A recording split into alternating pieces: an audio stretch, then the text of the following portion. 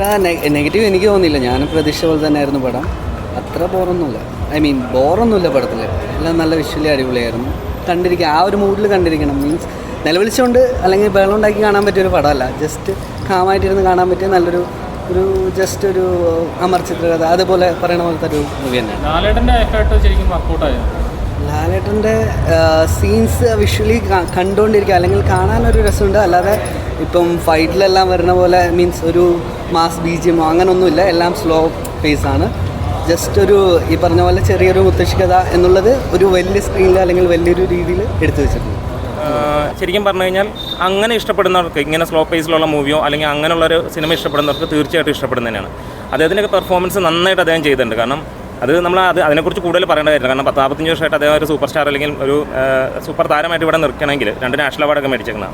അപ്പോൾ അദ്ദേഹത്തിന് കിട്ടിയിട്ടുണ്ടെങ്കിൽ നമുക്കറിയാം. നമ്മൾ ആരും അങ്ങനെ പറയണ്ട. അപ്പോൾ ആര് പറഞ്ഞാലും അതിനകത്ത് മുകളിലോ താഴെയൊന്നും പോകാൻ പോകില്ല.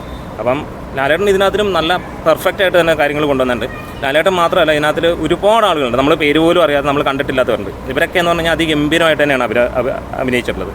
പിന്നീട് ഈ പറഞ്ഞ പോലെ ഒരുപക്ഷെ എനിക്ക് തോന്നിയത് ഒരുപാട് ആളുകളുടെ മനസ്സിലൊരു എക്സ്പെക്റ്റേഷൻ ഉണ്ട്. അവരിപ്പോൾ ഈ പറഞ്ഞ പോലെ ഒരു മാസ് സിനിമ പ്രതീക്ഷിച്ചിട്ട് ഒരുപക്ഷെ അതിനകത്ത് കുറച്ച് ഇതിൻ്റെ ഈ പ്രൊമോഷൻസൊക്കെ വന്നപ്പോൾ മിസ്ലീഡ് ചെയ്തിട്ടുണ്ട് ജനങ്ങളെ. ഇപ്പോൾ നമ്മളെല്ലാവരും പ്രതീക്ഷിച്ചിരുന്നത് ഇതോ ഭയങ്കരമായിട്ടുള്ളൊരു സിനിമയായിട്ട് ഈ പറഞ്ഞ പോലെ ഈ എമ്പുരാൻ അതിൻ്റെയൊക്കെ മുകളിൽ വരുന്നൊരു അതന്നെയാണ് ഫസ്റ്റ് നമുക്ക് ഇവരിൽ നിന്ന് തന്നെ കിട്ടിയ ഒരു നമ്മുടെ ഉള്ളിലുണ്ടായ ഒരു വിഷ്വൽ എന്ന് തന്നെ പറയാം.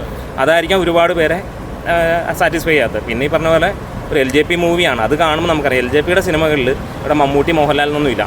അതിനകത്തിൽ വരുന്ന നടനെന്ന് മാത്രമേ അദ്ദേഹത്തിൻ്റെ സിനിമയെ നമുക്ക് കാണാൻ കഴിയും. കാരണം അതിനകത്തിൽ വരുന്ന നടൻ്റെ ചാറൂറ്റി പിഴിഞ്ഞെടുക്കുക എന്നുള്ളതാണ്. അതിവിടെ അദ്ദേഹം ചെയ്തിട്ടുണ്ട്. ഇപ്പോൾ നമ്മൾ നൻപകൽ നേരത്ത് മയക്കുന്ന മമ്മൂക്ക സിനിമ കാണുകയാണെങ്കിൽ അതിൽ കാണാം മമ്മൂട്ടിയെ മാക്സിമം യൂട്ടിലൈസ് ഉണ്ട്. ഇത് ലാലേട്ടൻ സിനിമയാണ്. ഇതിനകത്ത് മോഹൻലാലിനെ നല്ല ലെവലിൽ അദ്ദേഹം യൂട്ടിലൈസ് ചെയ്തിട്ടുണ്ട്. പിന്നെ ഈ ആളുകൾ പറയുന്ന അത്ര നെഗറ്റിവിറ്റിയും ഒന്നും നമുക്കിനകത്ത് കാണാൻ കഴിയുന്നില്ല. പിന്നെ ഓരോരുത്തരുടെയും വ്യൂ പോയിൻറ്റ് ഡിഫറൻ്റ് ആണ്. ഇപ്പോൾ ചിലർക്ക് ഈ പറഞ്ഞ പോലെ ഡാൻസ് ആയിരിക്കാം, അങ്ങനെ തട്ടുപൊളിപ്പം പടങ്ങളായിരിക്കാം, ചിലർക്ക് സ്ലോ പേസ് ആയിരിക്കും. ഇപ്പോൾ നമുക്ക് നമ്മൾ ഒരുപാട് സിനിമകൾ ഇപ്പോൾ ഒരുമാതിരി എല്ലാ സിനിമകളും കാണുന്നതാണ്. അപ്പോൾ ഈ ഒരു ജോണർ നമ്മൾ അക്സെപ്റ്റബിൾ ആണ്. കാരണം നമ്മൾ സിനിമയെ കൂടുതൽ ഇഷ്ടപ്പെടുന്നതാണ്. അപ്പോൾ ആ രീതിയിൽ തന്നെയാണ്. അപ്പം മോഹൻലാലിൽ നിന്ന് എന്ത് പ്രതീക്ഷിച്ചു ആ ഒരു സാധനം ഇതിനകത്ത് നമുക്ക് കിട്ടുന്നുണ്ട്. LJPയിൽ നിന്ന് പ്രതീക്ഷ കിട്ടുന്നുണ്ട്. എന്ന് വെച്ചിട്ട് എല്ലാവർക്കും ഈ പറഞ്ഞ പോലെ ഇഷ്ടപ്പെടണമെന്ന് നമുക്ക് പറയാനൊന്നും കഴിയില്ല. എനിക്ക് ഇഷ്ടപ്പെട്ടിട്ടുണ്ട് സിനിമ. അടിപൊളിയായിരുന്നു. സെക്കൻഡ് പാർട്ട് ഉണ്ടല്ലോ, സൂപ്പറാണ്. ലാലേട്ടൻ്റെ പെർഫോമൻസ് ഉണ്ട്, എല്ലാം നന്നായിരുന്നു.